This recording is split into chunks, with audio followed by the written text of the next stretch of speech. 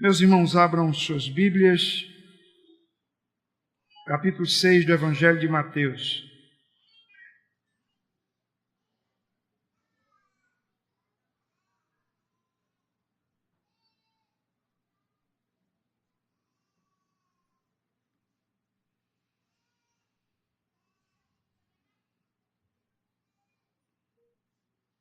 Nós vamos ler a palavra do Senhor no Evangelho de Mateus, capítulo de número 6. Vamos ler a partir do verso 25 até o verso 34. Toda atenção, toda reverência. Assim diz a palavra do Senhor. Por isso vos digo, não fiqueis ansiosos quanto à vossa vida, com o que comereis ou com o que bebereis, nem quanto ao vosso corpo com o que vestireis. Não é a vida mais que o alimento e o corpo mais do que o vestuário? Olhai para as aves do céu, que não semeiam nem colhem, nem ajuntam em celeiros, mas vosso Pai Celestial as alimenta. Acaso não tende muito mais valor do que elas? Qual de vós, por mais ansioso que esteja, pode acrescentar sequer uma hora à duração de sua vida? E por que andais ansiosos quanto ao que vestir? Olhai como os lírios do campo crescem, eles não trabalham nem tecem. Mas eu vos digo que nem Salomão em toda a sua glória se vestiu como um deles. Se Deus veste assim a planta do campo, que hoje existe e amanhã é jogada no forno, quanto mais a vós, homens de pequena fé. Portanto, não vos inquieteis dizendo que comeremos, que beberemos, ou com que nos vestiremos? Pois os gentios é que procuram todas estas coisas. E, de fato, vosso Pai Celestial sabe que precisais de tudo isso. Mas buscai primeiro o seu reino e a sua justiça, e todas essas coisas vos serão acrescentadas. Não vos inquieteis, pois, pelo dia de amanhã, porque o dia de amanhã trará suas próprias preocupações. Basta cada dia o seu mal. Que Deus aplique sua palavra em nossos corações.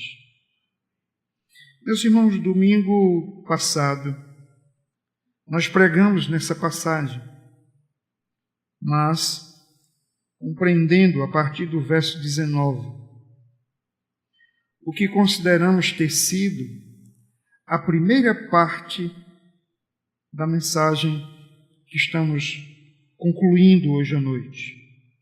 Dissemos na oportunidade que Deus deseja que nós priorizemos o seu reino aqui na terra.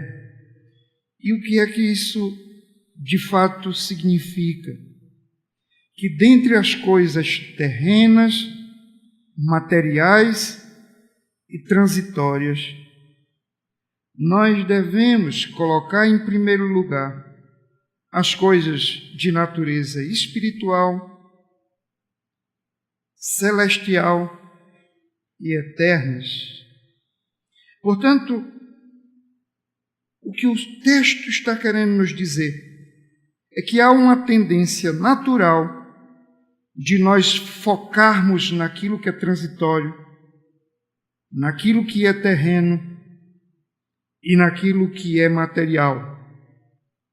Em contrapartida, o Senhor está nos colocando aqui claramente que nós deveríamos priorizar o reino de Deus. E isso significaria a gente focar naquilo que é eterno, celestial, espiritual. Como é que nós, então, devemos enxergar essas coisas? Nosso Senhor sabia perfeitamente que eu e você, por uma condição da nossa natureza caída, nós estamos mais propensos a nos voltarmos para aquilo que é terreno. E o que é que acontece? Nós investimos tempo, preocupações, energia, recursos, sempre voltados para projetos nossos. Projetos, às vezes, egoístas, que não nos conduz necessariamente a lugar nenhum. Sabedor disso, ele se dirige aqui a todos os homens, independente da sua condição financeira, porque ele sabe que o rico jamais estará satisfeito ao ponto de dizer: agora eu vou buscar o reino de Deus. Porque todas as vezes que suas riquezas aumentam, ele tende a colocar o coração nelas. E então ele passa a ter uma dupla preocupação: como manter, preservar o que conquistou e como alcançar mais ainda. O pobre, por sua vez, também tem suas preocupações. Ele, comumente, ele fica extremamente perturbado, angustiado, porque o que ele ganha não atende às demandas do seu consumo. E às vezes ele está exatamente preocupado com o que vai comer no dia seguinte. E há pobres que vivem tão preocupados com essas coisas e tão angustiados com essas coisas e põem o coração nessas coisas de uma maneira tão terrível que ele também se torna um avarento. Porque se o rico ama o dinheiro que possui, o pobre ama o dinheiro que ele deseja possuir. Sabedor disso, então, o nosso Senhor vai nos instruir, colocando diante de nós princípios, porque Ele sabe que ninguém pode servir a dois senhores. Quem tem o coração dedicado a essas coisas não poderá dedicar a sua vida a Deus. Ele sabe perfeitamente que todas as vezes que o nosso tesouro está aqui na terra, ali estará o nosso coração. E se o nosso coração estiver ali, é ali que estará a nossa devoção, as nossas prioridades, a nossa escala de valores vai convergir nessa direção. E, portanto, a preocupação do Senhor aqui é que aqueles que invocam o seu nome, a sua igreja, aqueles que foram comprados pela sua obra na cruz, vivam um estilo de vida capaz de fazer diferença. Tenham uma cosmovisão diferente, enxerguem o mundo com outros olhos, interpretem o mundo a partir de outros valores. Enfim, o Senhor espera que sejamos contraculturais, que em vez de reproduzir esse padrão, esse modelo da cultura, a gente faça valer a cultura do reino de Deus, os valores do reino de Deus. E para isso, meus irmãos, o nosso Senhor apresenta 4 princípios que devem ser aplicados na vida de todo cristão que almeja fazer do reino de Deus a prioridade do seu viver. Amém? Quais são então esses 4 princípios? O primeiro é isso aqui. É preciso apropriar-se do valor de filho de Deus. Em outras palavras, é preciso que você saiba que há um valor em você. E esse valor não é atribuído por essa cultura ou por essa sociedade. Esse valor é resultante do fato de que Deus é teu Pai. Se Deus é o teu Pai e você, portanto, é filho dele, o seu valor reside nisso e não naquilo que o mundo atribui está o valor da nossa existência. O valor da nossa existência não está nessa terra. O valor da nossa existência está em Cristo, no Deus que nos alcançou. E então observem os versos 25 e 26, para a gente entender melhor, vamos ler também o 25. Por isso vos digo, não fiqueis ansiosos quanto à vossa vida, com que comereis ou com que bebereis, nem quanto ao vosso corpo, com que vestireis. Não é a vossa vida mais que o alimento e o corpo mais do que o vestuário? Observe que o Senhor coloca aí que mais importante do que as vestes é o corpo. E que mais importante do que o pão, a comida, é a vida. E quem é que te deu a vida e o corpo? Deus. Consequentemente, Ele é fiel para dar as vestimentas e o alimento. O alimento que mantém a vida de pé e as vestes que aquece e cobre o corpo. Tudo isso vem de Deus. A vida vem de Deus, o pão vem de Deus. O corpo vem de Deus e as vestimentas vêm de Deus. Quem deu essas coisas continua abençoando e provendo tudo que é necessário. Dito isso, no verso 26, então, ele chama atenção para um outro valor mais importante do que isso. Olhai para as aves do céu, que não semeiam, nem colhem, nem ajuntam em celeiros, mas vosso Pai Celestial as alimenta. Acaso não tendes muito mais valor do que elas? Acaso não tendes muito mais valor do que elas? Olha o que o texto está dizendo. Será que você não se dá conta do valor que você tem? E onde está esse valor? Esse valor, num primeiro aspecto, é porque ao contrário dos pássaros e ao contrário das aves, Deus criou você em imagem e semelhança dele. E você é coroa da criação. Mas esse argumento poderia se anular se levarmos em conta que o homem caiu e se tornou filho da ira de Deus. Por isso que o texto vai apelar para um outro elemento, vosso Pai. Olha o que diz o verso 26. Mas vosso Pai Celestial as alimenta. Acaso não tendes muito mais valor do que elas? Em outras palavras, Deus é apenas o Criador dessas coisas. E Ele é o Pai de vocês. Se Ele, sendo apenas o Criador, cuida da criação, quanto mais daqueles que Ele não é apenas Criador, mas é Pai. Assim sendo, meus irmãos, o nosso valor independe dos bens que possuímos ou que deixamos de possuir. O nosso valor não é atribuído pelo mundo, pois o nosso valor não pode ser associado à roupa que vestimos, o carro que andamos, a casa que moramos ou a posição social que adquirimos nessa sociedade.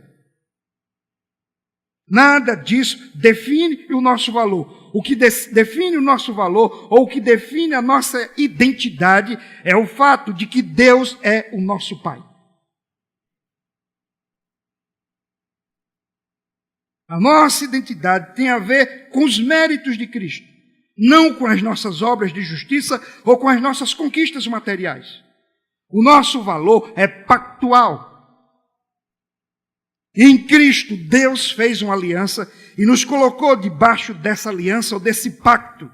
E, portanto, aqueles que estão debaixo dessa aliança repousam debaixo das promessas do Senhor, descansam debaixo das promessas. Nosso valor está associado à aliança e às promessas que Deus tem nos dado. Nosso valor tem a ver com os bens que acumulamos, não nessa terra, mas com o fato de que temos uma herança prometida nos céus.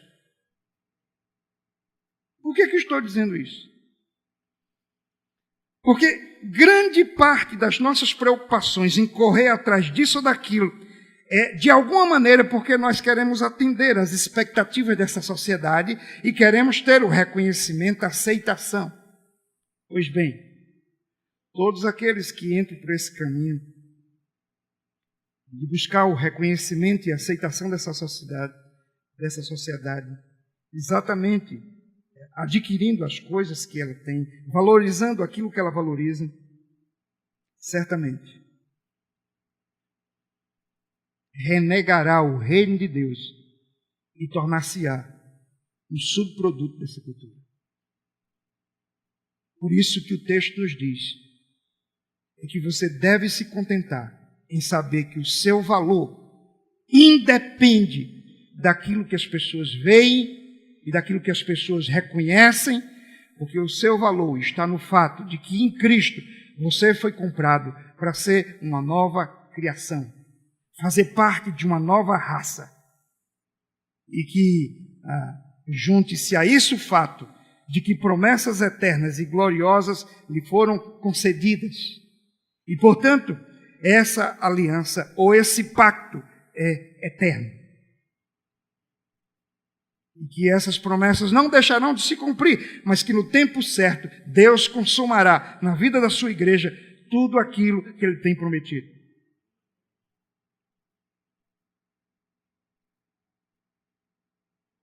Como sabemos, meus irmãos, historicamente ou em toda a revelação bíblica, você vai se deparar com o fato de que nem sempre os crentes possuem, gozam e experimentam das benesses dessa terra.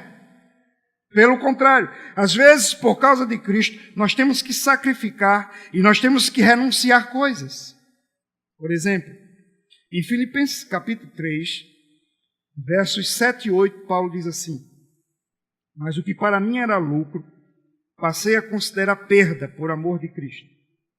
Sim, diz o verso 8, de fato também considero todas as coisas como perda, comparadas com a superioridade do conhecimento de Cristo. Cristo Jesus, meu Senhor, pelo qual perdi todas essas coisas, e eu as considero como esterco, para que possa ganhar a Cristo. Aqui não está falando necessariamente de uma questão financeira, mas de posição, de status e, consequentemente, de meios os quais as pessoas usam para adquirir dinheiro. Status, posição, reconhecimento, influência. Paulo está dizendo que abriu mão de tudo isso por causa de Cristo. Mas o que é que ele tem em vista? No final desse capítulo, no verso 20, capítulo 3, verso 20, Paulo diz: mas a nossa pátria está no céu, de onde também aguardamos um Salvador, o Senhor Jesus Cristo. É como se Paulo dissesse: eu não tenho problema de perder nada nessa pátria, porque minha pátria não é aqui, e portanto eu não quero acumular nada nessa pátria. Mas eu estou lutando para acumular bens na outra pátria, porque é para lá que eu vou passar minha eternidade. Amém? É uma questão de escala de valores. Quando você vai para a segunda carta de Paulo a Timóteo, no seu capítulo 4, Paulo diz o seguinte, ele diz o seguinte no verso 10. Ele lembra que Demas, por amar este mundo, abandonou. Aqui ele está se sentindo desprezado, abandonado por alguém em quem ele confiou, que ele dedicou tempo, que ele ensinou. E ele diz: Demas me abandonou por amar este mundo. Olha a escala de valores do Demas. No verso 13, em seguida, ele pede para que Timóteo lhe traga sua capa de frio. E fica claro no final do capítulo que ele diz: traga antes que o inverno chegue. Eu posso presumir que a razão por que Paulo está pedindo para trazer uma capa de um lugar para outro é porque ele não tinha dinheiro para comprar uma nova. Então eu estou falando de um homem que passa privações. No verso 14 e 15, os versos 14 e 15, ele cita a traição e a resistência de Alexandre. no verso 16, ele conta que na sua primeira defesa ninguém lhe ajudou, mas todos o desampararam. No verso 18, ele reafirma, porém, sua esperança, dizendo: o Senhor me livrará de toda obra má e me levará salvo para o seu reino celestial. A ele seja a glória para todos sempre. Amém. Ora, esse homem está passando por todos os males, mas ele está dizendo: o Senhor me livrará de toda obra má. O que é o mal para Paulo? Não são os sofrimentos, não são as privações. O mal para ele é tudo aquilo que porventura ameaça sua integridade, sua fé. Não é aquilo que pode causar dano ao seu corpo. Não é aquilo que pode roubar dele algum bem daqui na terra. Mas é aquilo que pode de alguma maneira comprometer seu testemunho, sua caminhada. Para ele esse é o mal. E ele diz: disso o Senhor me livrará. Em outras palavras, eu estou buscando em primeiro lugar o reino de Deus. Estou sofrendo por causa disso. Mas eu sei que o Senhor me acrescentará as demais coisas, aquilo que é eterno e glorioso. Ora, por que estou citando esse texto? Para a gente entender o que Paulo está dizendo nesse capítulo 4, nos versos 7 e 8, que normalmente nós citamos. Paulo diz assim: combati o bom combate, terminei a carreira, guardei a fé. Desde agora a coroa da justiça me está reservada, a qual o Senhor justo juiz me dará naquele dia, e não somente a mim, mas a todos os que amarem a sua vinda. Eu quero que vocês olhem para um homem que está velho, doente, preso, abandonado, mas que ele não olha para a vida como se fosse um fracassado. Ele diz assim: no meio de tudo isso, eu guardei a fé, eu combati o verdadeiro combate, e agora eu vou receber a coroa. Minha carreira está encerrada. Paulo não está dizendo que a recompensa da sua fidelidade a Deus está aqui na terra, mas ele diz: está no céu. Perceba, ele tem noção do seu valor. O seu valor não é alguma coisa que reside na sua própria humanidade. O seu valor não é alguma coisa intrínseca aos bens que ele adquiriu, porque, pelo contrário, ele perdeu tudo que tinha. O seu valor está no fato de que sua vida repousa debaixo de promessas eternas. E é isso que faz a sua identidade. Quando nós não temos convicção dessa identidade cristã, nós tentamos nos reafirmar diante dessa cultura, ou autoafirmar-se diante dessa cultura, através de coisas. E nós não podemos atribuir o nosso valor a essas coisas. Elas passarão. Mas aqueles que estão em Cristo têm esperança da vida eterna. Segunda verdade que eu queria listar: é preciso reconhecer a insuficiência das nossas preocupações e recursos. É interessante, porque na minha primeira tese, ou no meu primeiro princípio, eu estou dizendo que você deve atentar para o valor que você tem. E na segunda eu estou dizendo que você deve reconhecer a insuficiência que lhe é própria. Porque o valor que você tem está em Deus. Agora, quando você vive à margem de Deus e tenta caminhar e construir sua vida com sua labuta, simplesmente lembre-se: tudo que restou é a sua incapacidade, a sua insuficiência, a sua incompetência para conduzir sua vida.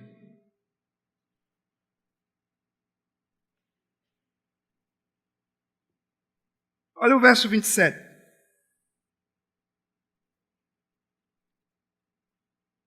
Qual de vós, por mais ansiosos que esteja, pode acrescentar sequer uma hora, ou numa outra versão, um côvado acima da cabeça, ou uma hora além do custo da sua vida? A ideia aqui é o seguinte: você que nasceu e cresceu sem fazer nada para crescer. Quantas mães aqui saíram da maternidade e pregaram um receituário com o médico para fazer o filho crescer. Você não fez nada para crescer. Ninguém fez nada para crescer. Foi Deus quem te deu o crescimento. Agora imagine depois de velho, você que chegou a 1,60 m e acha que é baixo, querer agora fazer alguma coisa para crescer. Você não vai fazer nada. Você vai fazer tudo o que você quiser, mas não acrescentará um côvado, 1 centímetro, 1 palmo além da sua cabeça. Vamos pegar outra versão. Imagine que você soubesse que você tem 3 anos de vida, ou você tem 30 anos de vida, e você quisesse acrescentar 1 hora além desses 3 anos ou desses 30 anos. Tudo que você viesse a fazer, não conseguiria, porque só Deus pode fazer isso. Então, o texto diz o seguinte: o que é que você vai preferir? Depender do Deus que faz tudo, ou depender de você mesmo?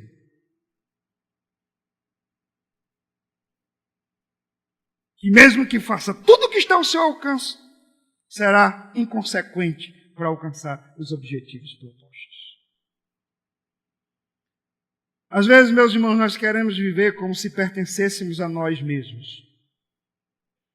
Como se tivéssemos um reino e fôssemos os seus feudais. Somos tão autossuficientes que achamos que podemos fazer e acontecer.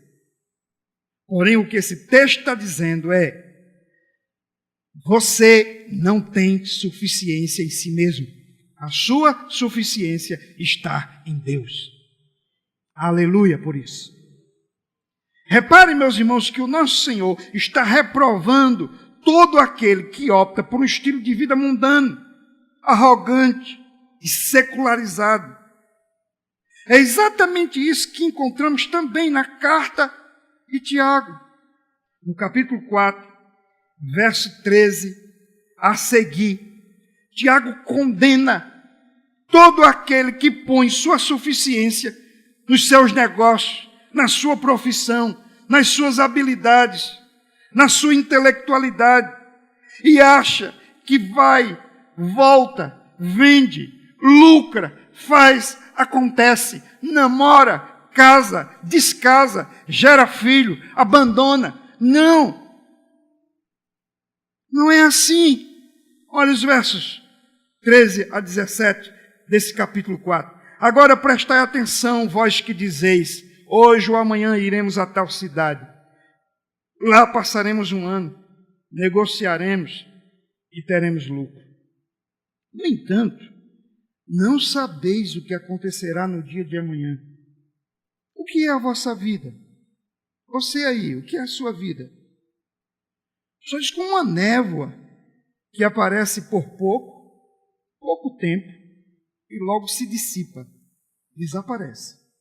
Em vez disso, você que confia em si mesmo e que vive um modelo de vida secularizado, deveria dizer: se o Senhor quiser, viveremos e faremos isto ou aquilo, só se o Senhor quiser. Ele é que é o Senhor, não é você, não sou eu. Mas vos orgulhais da vossa arrogância. Todo orgulho como esse é maligno. Eu estou dizendo que esse estilo de vida é mundano, é secularizado, mas Tiago vai além. Ele diz: isso é maligno. Depender de si mesmo é se fazer Deus da própria vida. Isso é maligno, isso é idólatra, isso é presunçoso. Agora veja o que diz o verso 17. Portanto, aquele que sabe que deve fazer o bem e não faz, comete pecado. O que é fazer o bem aqui?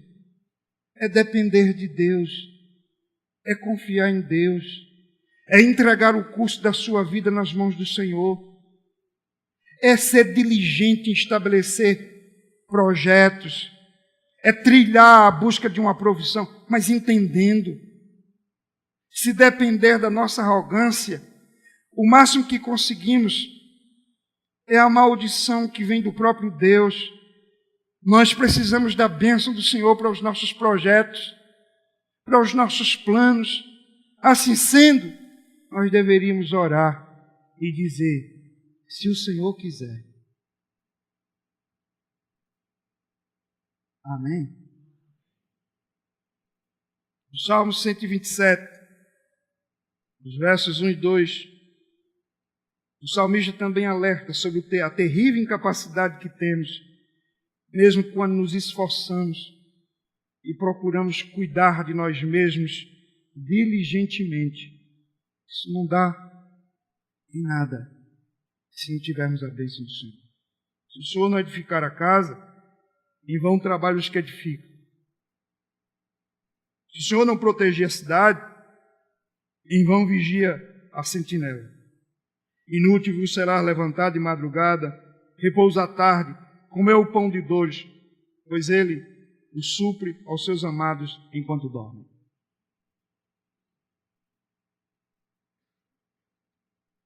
Imagine que você tenha todo um plano financeiro e que você tenha aquilo que as pessoas buscam constantemente, estabilidade. Um emprego para o resto da vida, com salário para o resto da vida, para ninguém ter que se preocupar. Imagine que você consiga isso. Agora eu pergunto, o que é isso quando a velhice chega?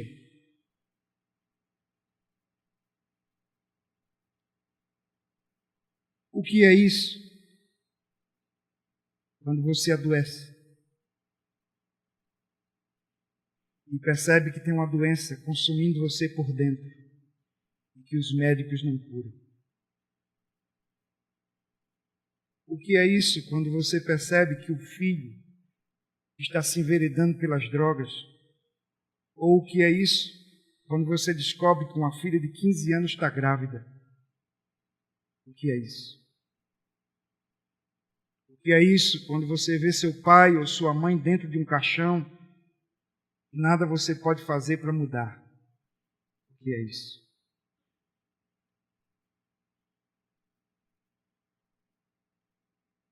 O fato é que se o Senhor não edificar a cidade, nós não vamos produzir segurança para nós. E se o Senhor não abençoar a nossa casa, a gente acorda cedo, trabalha tarde, morre do mesmo jeito e não produz nada de concreto. Por isso, somos dependentes do Senhor. A razão do homem correr atrás de riqueza e andar ansioso, inquieto de um lado para outro, é porque ele deseja obter uma coisa chamada autonomia, estabilidade, independência, autossegurança. Porém, o resultado é exatamente o oposto.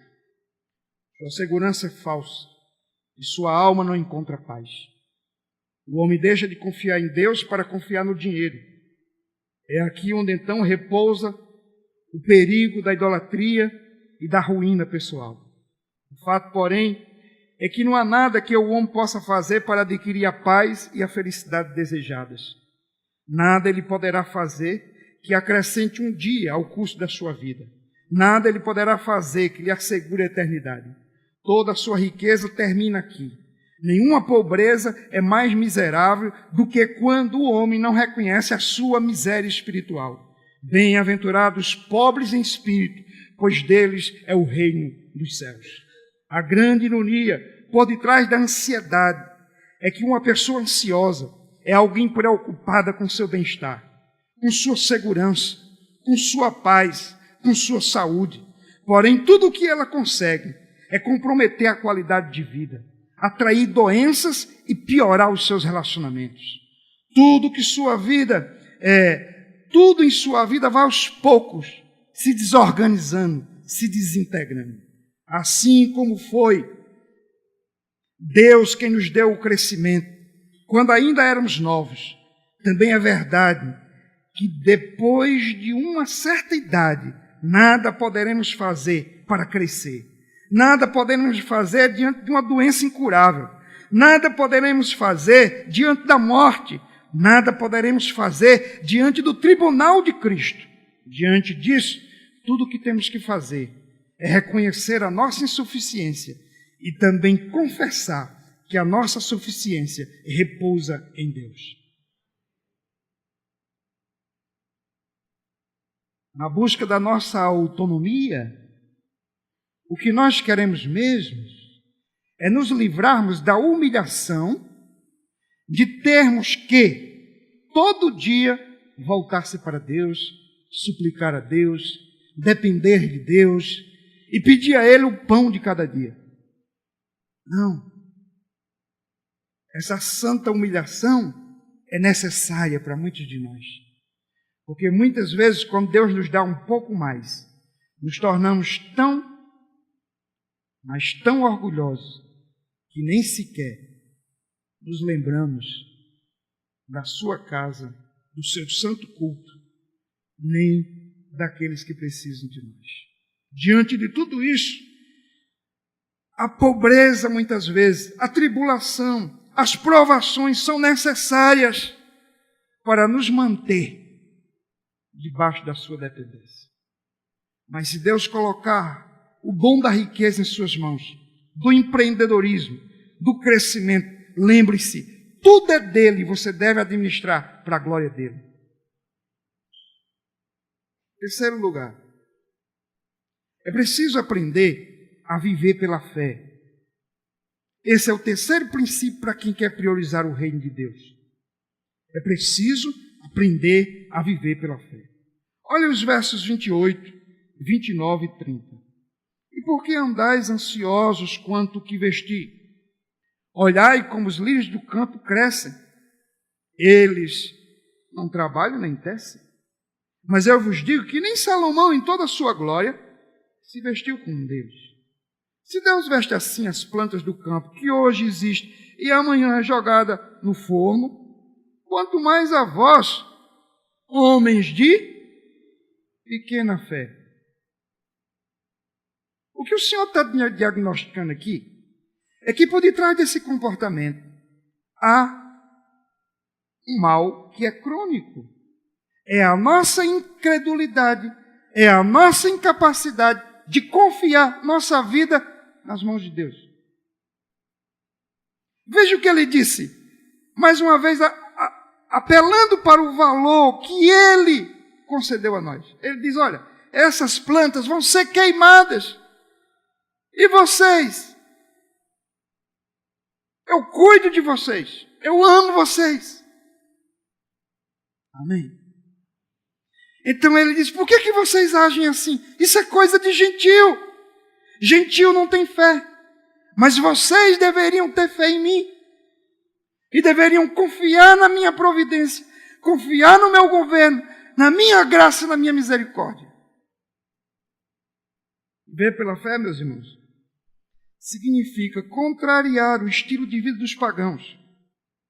É natural que os pagãos, freneticamente falando, corram atrás dessas coisas perecíveis. Pois, afinal, os tesouros eternos permanecem ocultos diante deles.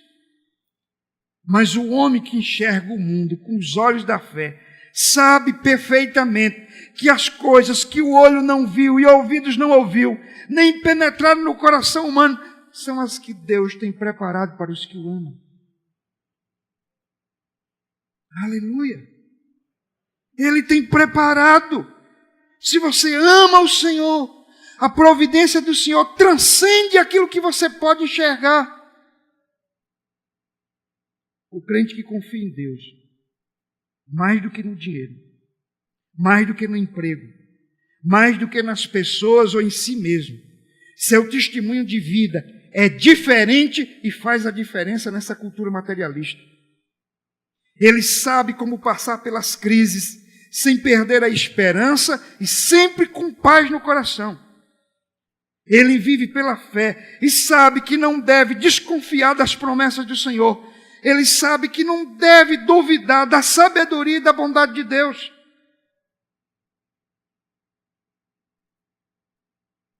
Nós não apenas, meus irmãos, devemos confiar na provisão de Deus, mas devemos confiar no Deus da provisão. Você sabe qual é a diferença? Para mim tem um exemplo que é clássico. É quando Deus leva Elias para o rio e ele toma a água do rio. E os urubus são usados como garçons para trazer carne para ele. E era carne boa. Urubu não come carne boa. Então, carne boa, o urubu trazia para Elias. Não sabe o que acontece? A provisão acabou porque o rio secou. E você sabe o que muitos crentes fazem quando a provisão encerra? Meu Deus, e agora? Como é que eu vou viver? Eu pergunto, sua fé está na provisão de Deus ou na providência de Deus? Porque todas as vezes que o rio secar, você vai dizer, acabou, não há mais esperança. Todas as vezes que perdeu o emprego, pronto, estou perdido. Mas quando você sabe que a provisão vem e passa, mas o Deus da provisão é imutável e eternamente bom, você põe sua confiança nele. Agora, lembre-se, o modo como ele faz essa provisão, ou ele renova essa provisão, ou ele abre uma outra porta, às vezes não parece muito compatível com as nossas aspirações. Porque eu certamente esperaria que Deus agora levasse Elias para a casa de uma empresária, mas leva para a casa de uma viúva pobre. Brincadeira. Mas sabe por quê? Porque Deus não apenas quer usar a viúva pobre para fazer provisão para Elias, mas agora quer usar Elias para fazer provisão para a casa daquela viúva. Porque ali Deus vai fazer milagres. Mas quando não tem mais pássaros e não tem mais gente, Deus usa anjos. O fato é o seguinte, que no capítulo 19, os anjos agora que estão trazendo comida para ele. Uma coisa é certa. Deus nunca deixa os seus sem o necessário. Fui moço e agora sou velho. Eu não, eu sou novo ainda. Mas o salmista Davi diz, eu nunca vi o justo mendigar o pão. Aleluia!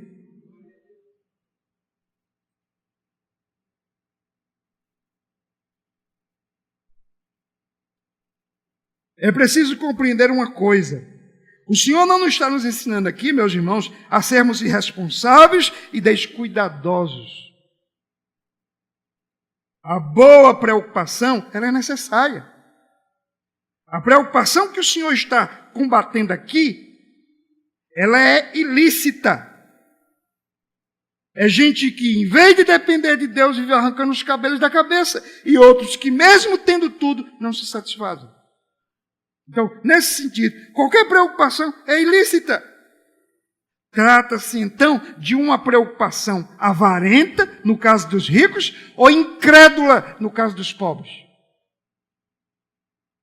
É nesse sentido que o comentador Matthew Henry diz o seguinte: trata-se de um cuidado perturbador e atormentador que agita a mente de um lado para o outro e a coloca em suspense. Um cuidado que perturba a nossa alegria em Deus e que pode chegar a ser um desânimo sobre a nossa esperança nele. Um cuidado que interrompe o sono e prejudica o nosso gozo, o gozo dos nossos amigos e daquilo que Deus nos deu. Observe que essa preocupação é uma venda nos olhos. Você não enxerga a saída, você não percebe a presença de Deus, você tira o sono, você perde a paz, você deixa de se alegrar no Senhor. Os que te rodeiam são afetados com sua ansiedade, sua incredulidade. Isso é um mal terrível. No grego, no original, a palavra ansioso aqui significa ser atraído para direções diferentes. Você deveria focar no reino de Deus, você deveria focar em Deus, mas você fica cocheando de um lado para o outro. Você não tem um foco, você fica perdido. A ansiedade é excessiva com as coisas terrenas, assim como a hipocrisia. É algo que divide a mente e o coração de um homem. Um homem ansioso apresenta um estilo de vida que é o oposto de um viver pela fé. Enquanto andar pela fé, foca em Cristo e se sente seguro e contente, a ansiedade revela confusão, insegurança, inconstância. O teólogo alemão, que eu não sei pronunciar direito o nome dele, Dietrich Bonhoeffer, ele diz o seguinte: creio que em cada necessidade Deus nos quer dar tanta força de resistir como precisamos, mas Ele não a dá antecipadamente, para que não nos fiemos em nós próprios, mas unicamente nele. Nessa fé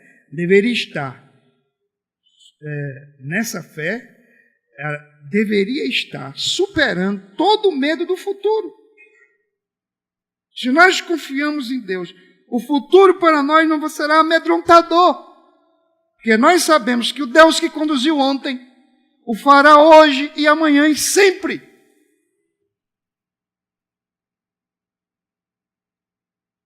Em nossos dias, meus irmãos, há uma forte inversão sobre a natureza da fé. Uma pessoa que espera receber de Deus grandes conquistas materiais, é vista como uma pessoa de fé. Porém, a verdade é que a fé genuína representa contentamento mesmo no pouco, representa segurança mesmo no meio da guerra, representa esperança mesmo no meio do caos. E assim sendo, mesmo que você olhe para casa e não veja nada, lembre-se, o Senhor continua sendo quem Ele é. Você deve confiar nele. Quarto e último. Faça do reino sua verdadeira prioridade de vida. Esse é o quarto princípio.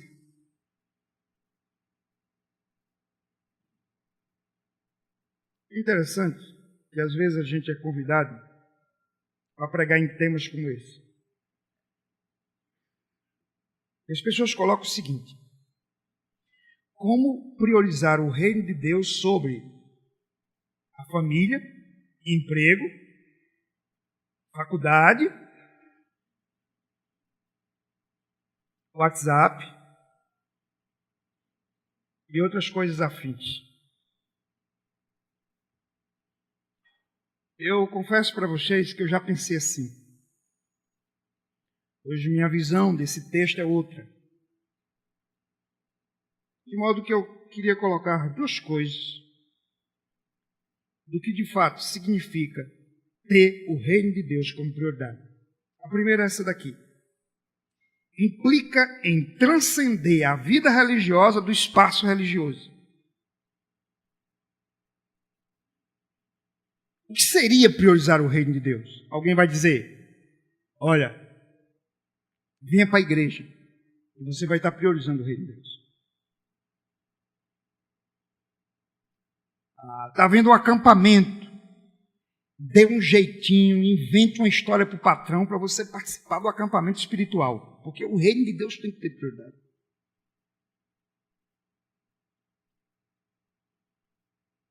É isso? Não. Priorizar o reino de Deus significa que o que eu estou fazendo aqui com vocês hoje à noite, liturgicamente falando, nesse culto solene, precisa se transformar em liturgia da nossa vida a partir de amanhã de manhã.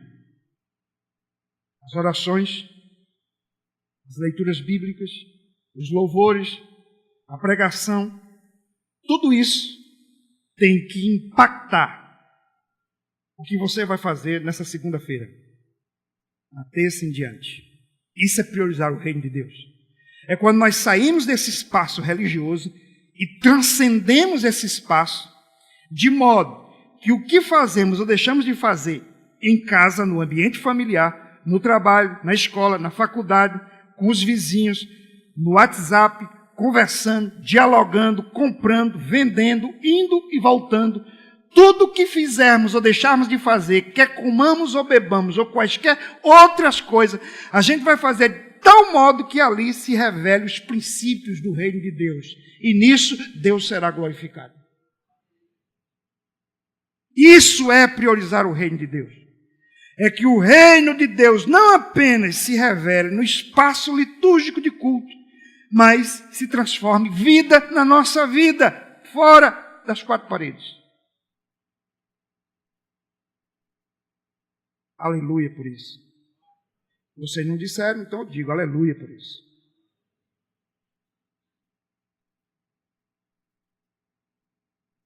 Então, priorizar o reino de Deus significa que Deus deve, sim, ser glorificado na profissão, na vocação, no trabalho, na forma como eu ganho e invisto dinheiro e gasto dinheiro.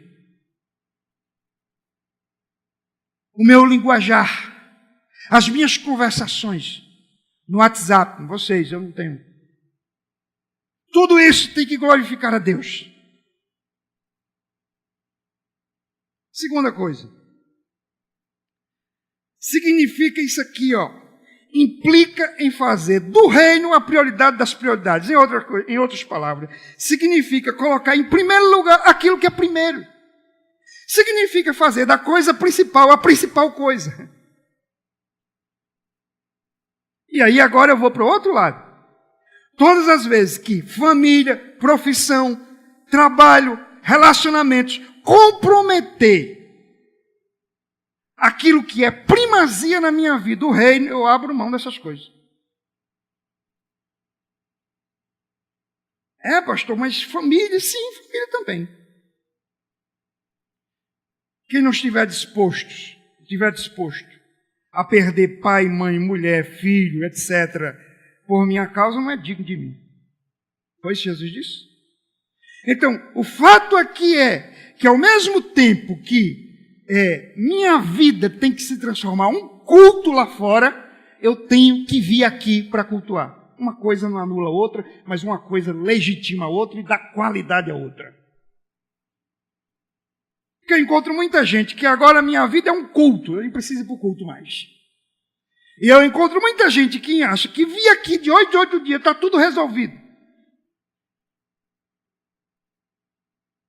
Mas o que estou dizendo é que ao mesmo tempo que eu quero glorificar a Deus com a minha profissão, com a minha universidade, com os meus cursos, com o meu trabalho, com os meus relacionamentos, com a minha família, eu não posso deixar que nada disso roube de mim aquilo que é primazia. O dia do Senhor, o culto a Deus, o serviço missionário, investir no reino de Deus, isso não pode ser secundário. Porque por causa disso, a Europa fechou as portas da sua igreja. E por causa disso, cresce no Brasil aquilo que se chama hoje de desigrejados ou de crente nominal. Mas nós estamos aqui para ser militante. Pertencemos sim a uma igreja invisível, mas estamos aqui para dar visibilidade a ela através da igreja local, que é visível em seu testemunho, em suas reuniões, quando ela se reúne para tomar ceia, quando ela se reúne para evangelizar, quando ela se reúne para interceder pelos irmãos perseguidos, como fizemos hoje aqui pela manhã. Enfim, essa igreja, ela tem que ter visibilidade sim.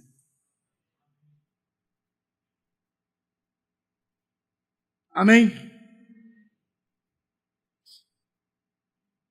Cito mais uma vez Mateus Henry quando ele diz: devemos considerar o céu como nosso objetivo e a santidade como nosso caminho.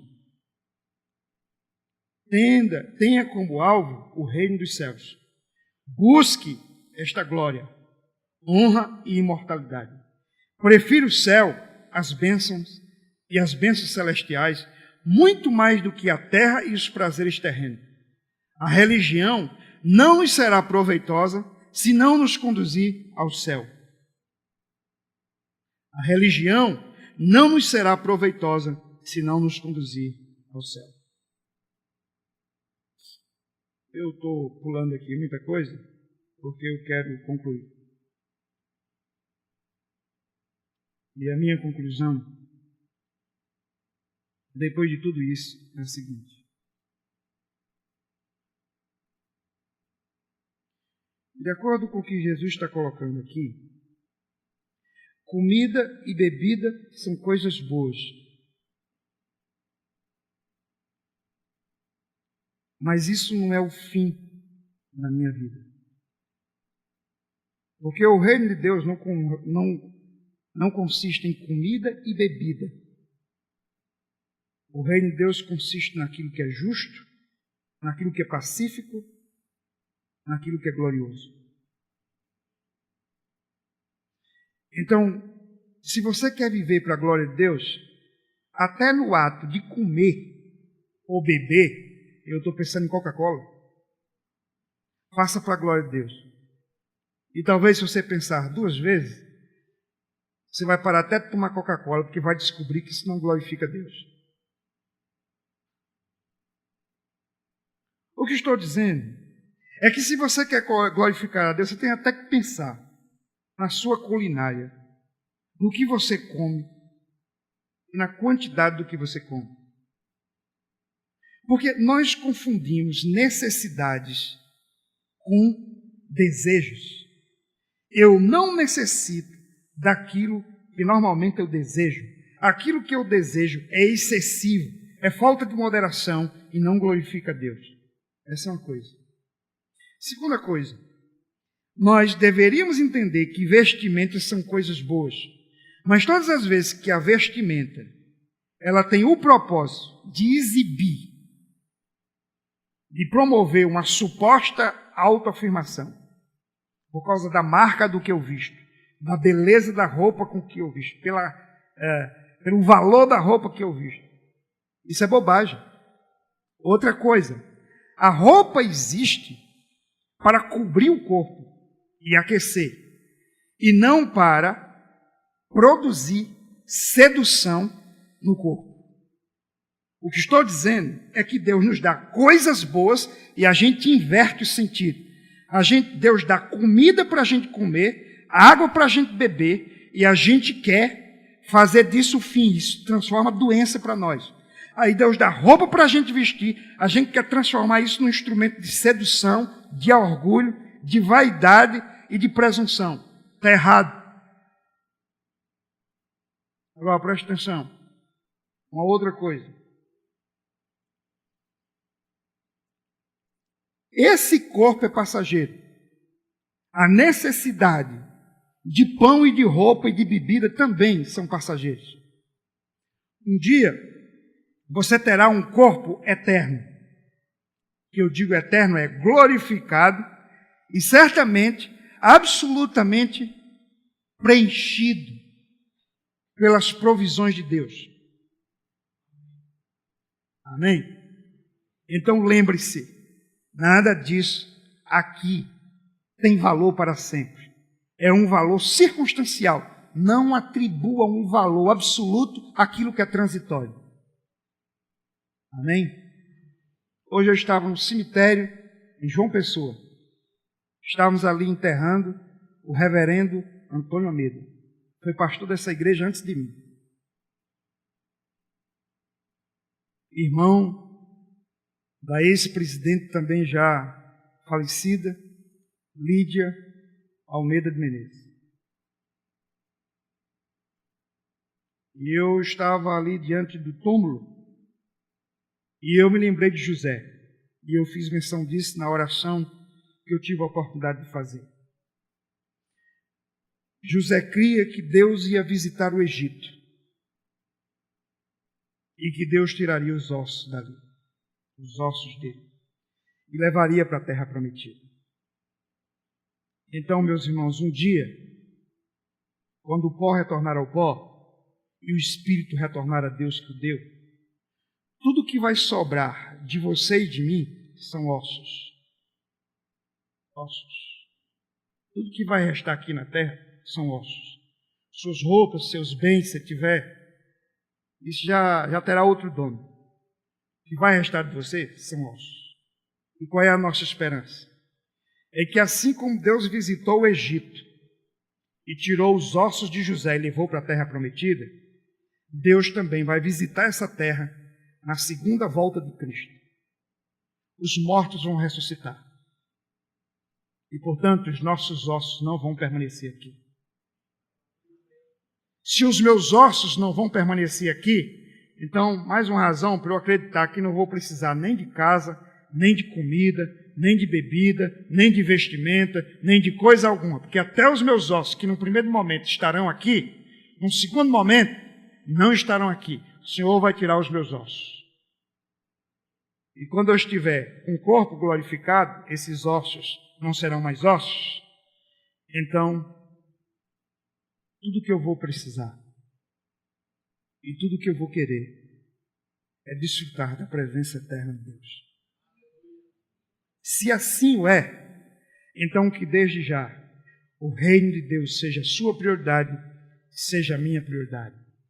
Porque quem busca em primeiro lugar o reino de Deus aqui na terra, terá as demais coisas acrescentadas. Não apenas estas do cotidiano, mas terá sobretudo aquilo que você não pode comprar, nem conquistar, nem adquirir, que é a salvação eterna. Amém? É para lá que eu vou. É para lá que nós estamos caminhando. Então a Deus tributamos a honra, a glória e o louvor pelo seu reino, que é eterno. Que o Senhor nos ajude a dedicar a nossa vida ao serviço desse reino. E certamente naquele dia, quando chegar o dia da nossa partida, nós vamos poder dizer que nem Paulo, independente do que sofremos, do que perdemos, combati o bom combate. A carreira acabou, mas a fé foi guardada. E uma coroa me espera. E é o Senhor quem vai me entregar. Amém por isso.